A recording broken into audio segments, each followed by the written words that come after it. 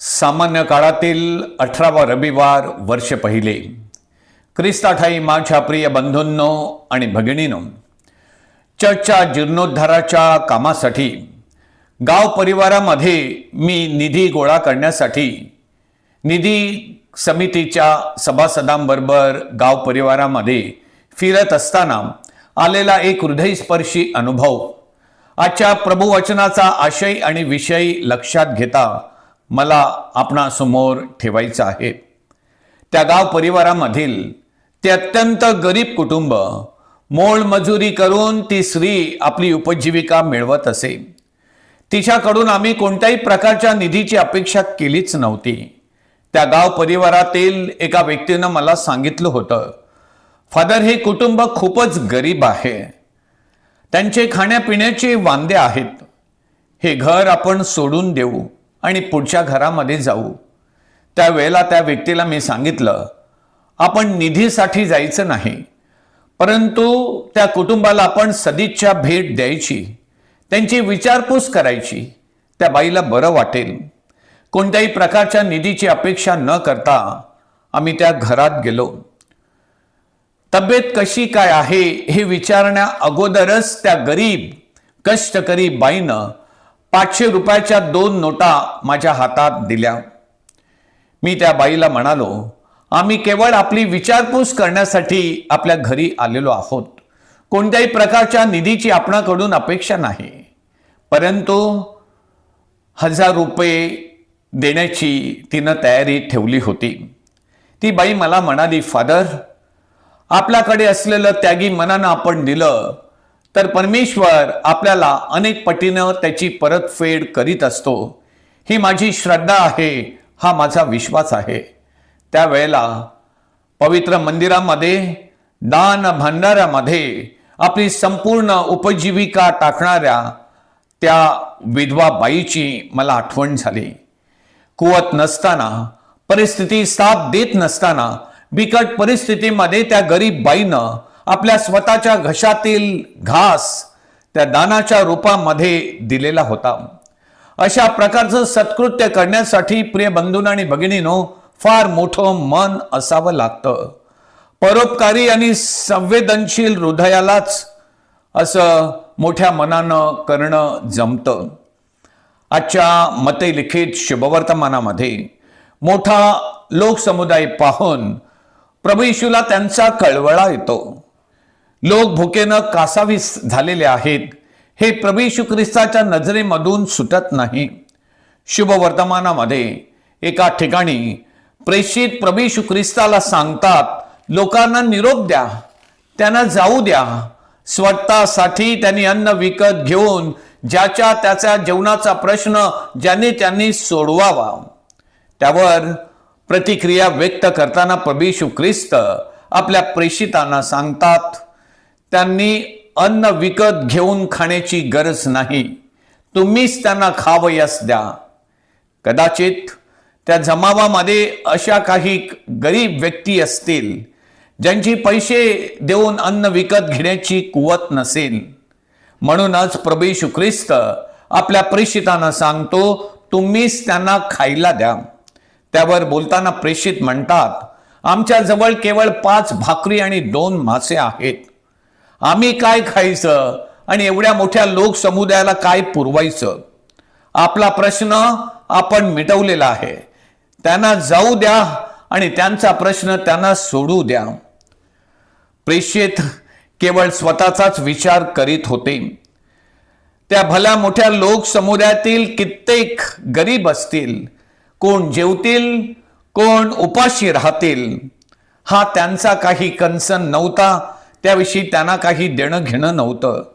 परंतु प्रभू येशूचं कळवळ्यानं भरलेलं सहनशील आणि संवेदनशील हृदय प्रेषितांना म्हणतं, आपण त्यांना खावयास देऊ, आपण त्यांची या अरण्यामध्ये जेवणाची व्यवस्था करू. तुमच्या जवळ ज्या 5 भाकरी आणि 2 मासे आहेत ते माझ्याजवळ आणा. आणि दुसऱ्या बाजूला प्रेषितांचं ते असंवेदनशील मन आणि हृदय सांगतं, त्यांना जाऊ द्या, उगाच आपल्याला त्यांचं टेन्शन नको. बंधूंनो आणि भगिनीनो, प्रभू येशू ख्रिस्तानं त्या 5 भाकरी आणि 2 मासे घेऊन वर आकाशाकडे पाहून त्या स्वर्गीय पित्याकडे आपलं लक्ष केंद्रित करून तन मन एकवटून प्रार्थना केली आणि त्यावर आशीर्वाद दिला. आजच्या शुभवर्तमानाच्या शेवटी नमूद करण्यात आलेलं आहे, सर्व जेवून तृप्त झाले आणि जेवण उरलेही. प्रभू येशू ख्रिस्तानं आपल्या अंगी असलेल्या शक्ती, सामर्थ्यानं आणि कृपेच्या बळावरती कोणाला काहीच कमी पडू दिलं नाही. या बाबतीत प्रिय बंधूंनो आणि भगिनीनो, काही अभ्यासक म्हणतात, प्रभू येशूचं ते संवेदनशील हृदय पाहून आणि त्याची ती सहानुभूतीपूर्वक कृती पाहून त्या संवेदनशील हृदयात गोरगरिबांविषयी, दीन दुबळ्यांविषयी आणि गरजवंताविषयी असलेली ती तळमळ, ती कळकळ, ती आस्था, आपुलकी आणि आपलेपणा पाहून लोक समुदायातील इतर लोकही प्रेरित झाले, प्रभावित झाले असतील.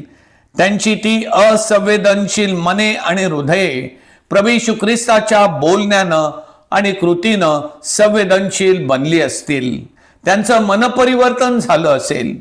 त्याच सद्भावनेतून आपल्याकडे असलेल्या भाकऱ्या आणि मासे त्यांनीही मोठ्या मनानं 5,000च्या जमावासाठी उपलब्ध केल्या असतील. याची शक्यता नाकारता येत नाही. शुभवर्तमानामध्ये प्रिय बंधूंनो आणि भगिनीनो, प्रभू येशू ख्रिस्ताच्या हातून मोठा चमत्कार घडला. हा चमत्कार या ठिकाणी महत्वाचा नाही आहे, तर प्रभू येशू ख्रिस्तानं ती केलेली सहानुभूतीपूर्वक कृती ही महत्वाची आहे. In the gospel, the stress is not on the miracle of Jesus, but the action of Jesus is more important. परमेश्वरानं प्रिय बंधूंनो आणि भगिनीनो आपणास जे दिलेलं आहे त्यातून संवेदनशील मनानं दुसऱ्यांना देणं, स्वतःपेक्षा दुसऱ्यांचा अधिक विचार करणं हा मुद्दाम महत्वाचा आहे. अशा प्रकारची मानसिकता, अशा प्रकारची परोपकारी वृत्ती या पृथ्वीवर प्रत्येक मानवाच्या मनी निर्माण झाली. आपणा प्रत्येकाची मने आणि हृदये प्रिय बंधूंनो आणि भगिनीनो संवेदनशील बनली, ती प्रेमानं भरली, तर या पृथ्वीवर कोणी माणूस उपाशीपोटी आणि अर्धपोटी झोपणार नाही. कोणीही अन्नाविना तडफडून मरणार नाही. कोणाचीही उपासमार होणार नाही. खिशात पैसे नाहीत म्हणून कोणी उपाशी राहणार नाही आणि घरात अन्नाचा कण नाही म्हणून कोणाला उपवास घडणार नाहीत.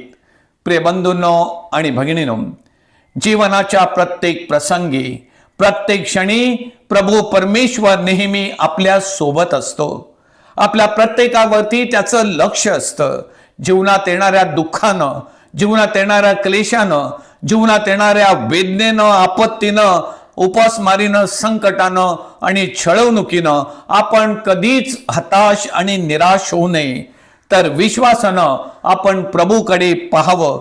जीवनाच्या प्रत्येक घडामोडीमध्ये, संकट समयी प्रभू येशू ख्रिस्त नेहमी आपल्या सोबत आहे याची जाणीव आपण स्वतःला करून द्यावी. आपल्या प्रत्येकाविषयी प्रभूच्या हृदयामध्ये प्रेम आहे, आस्था आहे, सहानुभूती आहे, आपलापण आहे, कळवळ आहे. प्रभूच्या प्रेमापासून प्रिय बंधूंनो आणि भगिनीनो कोणीच आपल्याला विभक्त करू शकत नाही. प्रभूच्या प्रेमापासून आपल्याला कोणीच वंचित ठेवू शकत नाही.